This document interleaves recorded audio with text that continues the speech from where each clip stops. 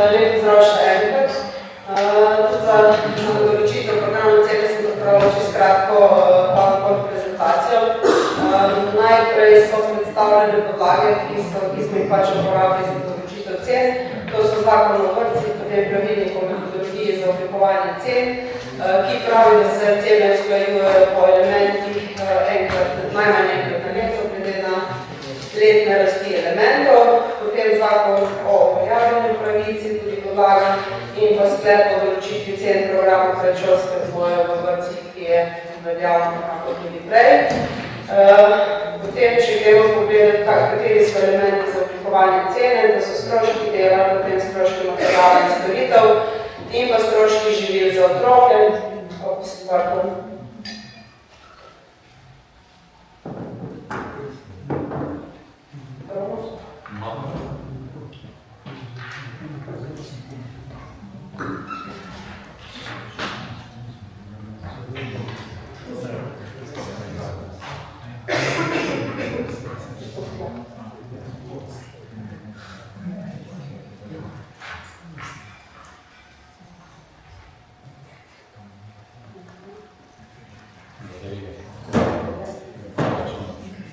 No, zdaj lahko tako povem. Tako kot sem že povedala, so elementi za oblikovanje cen stroški dela, ki predstavljajo 81%, elementa za oblikovanje cen potem so stroški materiala in storitev, ki predstavljajo 10% in pa stroški živil, ki predstavljajo 9%. Izhodišča pri oblikovanju cene so pač ta, da za vse vrtce oblikujemo enotno ceno, ne glede na to, da ima posamezni vrtec na podlagi izračuna lahko nižjo ceno, nekateri vrtci pač večjo, računamo povprečje, da so vsi enakovredno oziroma enotno obravnavani in da vseh vrtcih v občini Brežice velja enotna povprečna cena.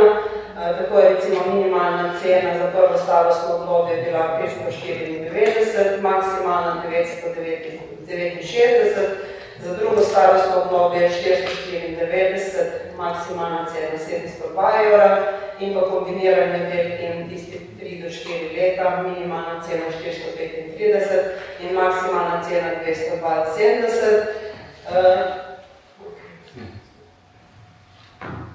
Na podlagi tega smo potem, tako kot sem že rekla, oblikovali povprečno ceno, ki lahko vidite, da je v prvem starostnem obdobju večja v primerjavi z lanskim letom za 9%, v drugem starostnem obdobju za 8,53%, v kombiniranih modelih in tistih 3 do 4 leta pa je nižja, v razvojnem modelku pa je večja za 4%, oziroma povprečno se cene dvigujejo za 5,24%. V tem naslednjem slajdu je potem še prikazan primer za tiste, ki padajo v najvišji plačilni razred in plačujejo 77% cene.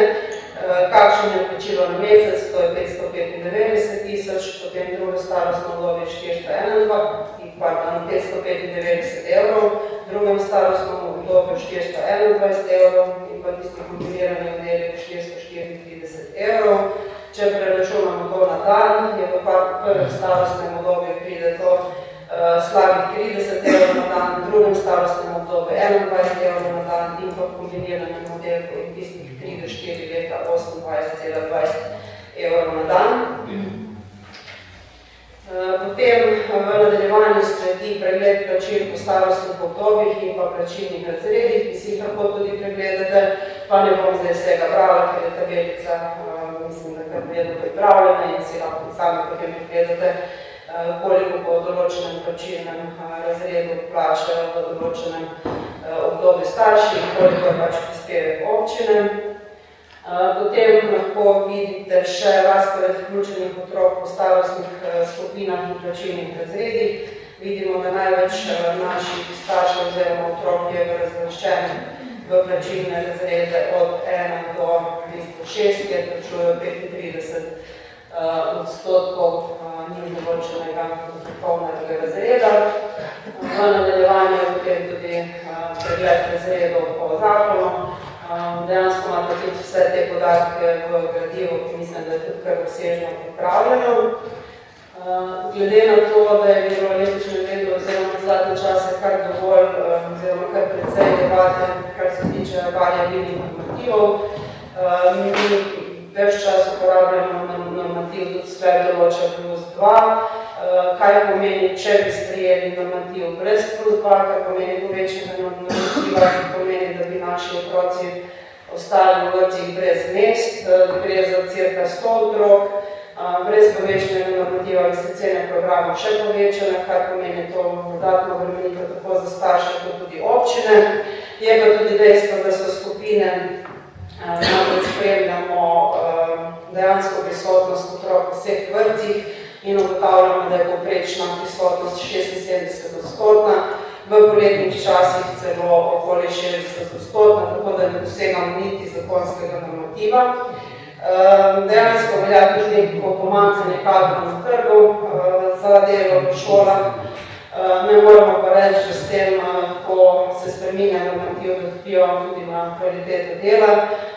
Nenazadnje je bil tudi s 1.9. lanskem letu sprejet zakonodajni ukrep, ki je povečeval tako delež svetovalnega delavca kot tudi na novo je bil sistematiziran vzgojitelj za zgodno obravnavo. Ravno s tem namenom, da se zagotovi še boljša kakovost dela. Potem naslednji slajd je prikaz še, kaj se zgodi v primeru posledice neupoštevanja variabilnega normativa.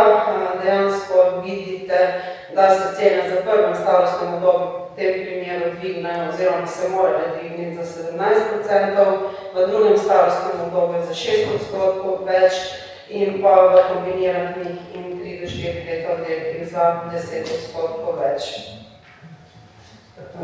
Potem so še ugodnosti in popusti, ki jih obravnava sedanji sklep. Veljali pa so že tudi v lanskem letu, to pomeni, da uveljavljamo počitniško ugodnost za neprekinjeno odsotnost 15 dni, za največ 2 meseca, kjer starši plačajo 30% določenega dohodkovnega razreda. Potem imamo v sklepu opredeljeno tudi zdravniško rezervacijo, kar pomeni, da jo lahko uveljavljajo v primeru za neprekinjeno odsotnost na 20 dni s potrdilom pediatra. Starši plačajo tudi v tem primeru 30% njim določenega dohodkovnega razreda. Cena živilka je v tem primeru že odšteta. Ugodnost, ki jo obravnavamo oziroma predlagamo tudi v tem sklepu, pa je sofinanciranje 100% povišanja cene v letu 2025, če imajo vrtec vpisanega enega otroka, koliko nižjo deležno oprostitev države in prvi otrok oziroma drugi otrok, pri čemer starejši sorojenec ne obiskuje vrtca. Sofinanciranje povišanja pa je vse do konca leta, to pomeni do 31.12.2025. Potem se bo še napisala, oziroma smo zapisali dodatne dejstva, to so finančne posledice. Proračunske postavke so, tako kot sem že prej povedala, se povečuje tudi za programe predšolske vzgoje na 5,18 milijonov, kar je dobrega milijona več, kot je bilo v lanskem letu.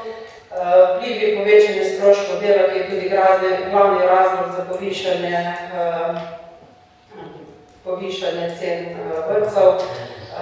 V primeru, da sprejmete predlagane cene, pomeni to povečanje v proračunu občine za dobrih 500 000. V primeru, da ne sprejmete cene, pa pomeni še dodatno obremenitev občinskega proračuna za dobrih 241 000, kot bi bil, oziroma kot je nekako izračunan prispevek staršev.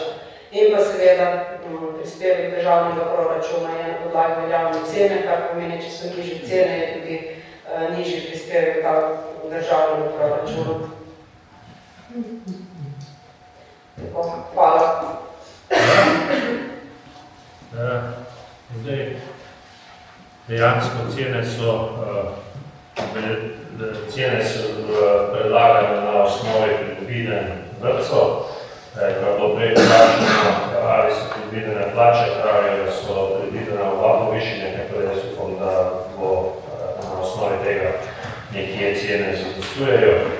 Zdaj, kar se tega tiče, jaz se zavedam, da so za določene starše posebej, ki imajo samo enega otroka in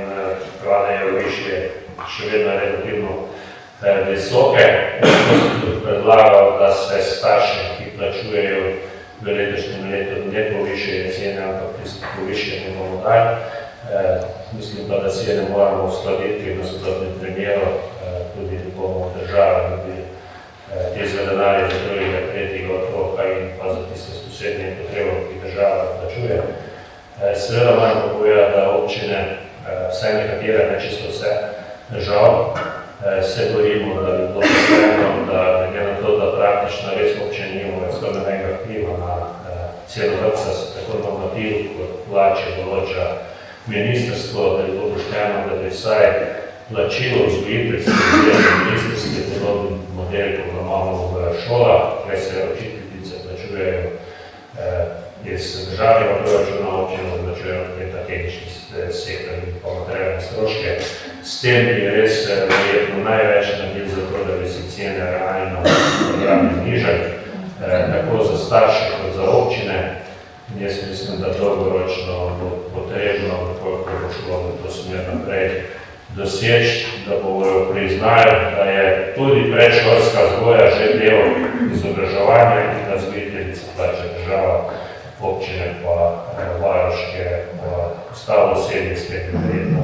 Vsaj po mojem oceni bi lahko tudi ekonomske cene skoraj 50% nižje in so tudi bistveno znižali cene potem lahko tako za starše strošek za občine. To je, povem, svoje mnenje, pa tudi, ki ga zagovarjam preko skupnosti občin. Upam, da prej slej bo nekatera vlada to vlad to sprejela in tudi potem naredila čim več tako za vzdržno predšolsko vzgojo, predvsem za otroke, za starše in za vse ostale. Tako, želi do odborov še kaj povedati? Ne bi kaj razpravo. Ni nobenega prijavljenja, tako da je kar na glasovanje za te cene, ki so podane. Tako, gremo. Sprejme se sklep določiti centre programa predšolske vzgoje v občini Brežice.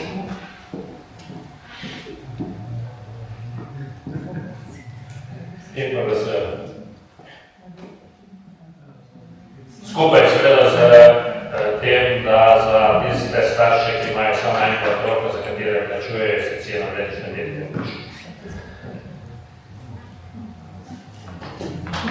Prav, ugotavljam, da so glasno potrjeno in